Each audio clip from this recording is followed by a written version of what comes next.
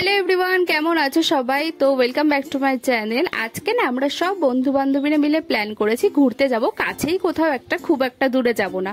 দেখো, আমরা সবাই না স্কুলে একসাথে পড়তাম, আর তখন আমরা টিউশনও একসাথে ছিল, কিন্তু এখন যেহেতু সবাই কলেজ হয়ে গেছে আর সবার কলেজ আলাদা আলাদা, তাই জন্য কারোর সাথে কারোর সেরকম একটা দেখাই হয় না। তাই আজকে আমরা টাইম ম্যানেজ করে ঠিক বেরিয়েছিলাম একসাথে ঘুরতে, যে আজকে যেতেই হবে। প্রায় 3 বছর ধরে প্ল্যান করছি, সাকসেসফুল আর হচ্ছে না। তো আমরা গেছিলাম গোবরডাঙ্গায়। তো গোবরডাঙ্গা স্টেশনে নেমে সেখান থেকে আমরা টোটো ধরে নিই। এখন আমরা এসেছি কঙ্কনা বিনোদন পার্কটার কথা শুনেছিলাম সবার মুখে, আমি কখনো যাইনি, আমার ফার্স্ট টাইম। তো 20 টাকা দিয়ে টিকিট কেটে আমরা ভেতরে সবাই মিলে ঢুকে গেলাম। আর ভেতরে না ভীষণ শান্ত একটা পরিবেশ ছিল, মানে বাইরে যে এত গরম, এত হিঞ্জি বিঞ্জি আওয়াজ হচ্ছে, ভেতরে না পুরো শান্ত নির্ঝুম একটা সুন্দর জায়গা ছিল। ঢুকেই আগে দেখতে পেলাম দোলনা, তাই আমি আর আমার এক বান্ধবী মিলে আগেই চলে গেছি দোলনা চড়তে, এবং সেখান থেকে বেরিয়ে তারপর আমরা একটু পার্কটাকে ঘুরে ঘুরে দেখছিলাম।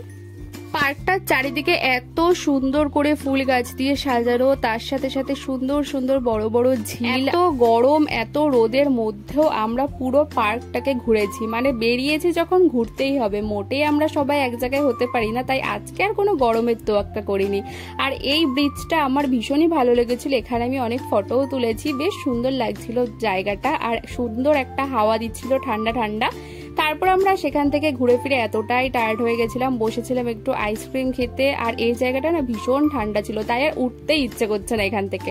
তো এবার তো বাড়ি যাওয়ার পালা, কিন্তু আমরা প্ল্যান করেছিলাম আজকে আমরা রেস্টুরেন্টে যাব, হইচই রেস্টুরেন্ট, যেটা গোবরডাঙ্গাতেই আছে। আর এটার কথা আমি আগে অনেক শুনেছি, সবাই বলছিল খাবার নাকি খুব সুন্দর হয়, তো সেই কথা শুনেই আজকে যাওয়া। সবাই মিলে আমরা এখন ঢুকে পড়লাম রেস্টুরেন্টে খাওয়ার জন্য। সত্যি কথা বলতে ভেতরের অ্যাম্বিয়েন্সটা তো সুন্দরই ছিল, কিন্তু আমি যেহেতু আগে আসিনি, তাই খাবার কিরকম হবে সেটা আমি বলতে পারছি না। তো চলো ঢুকে দেখি কিরকম খাবার দাবার পাওয়া যায়। আমরা তো ঢুকেই আগে বসে পড়েছি এসির তলা দেখে, কারণ আমাদের এতটাই গরম লাগছিল আর এতটাই রোদে ঘুরেছি আমরা।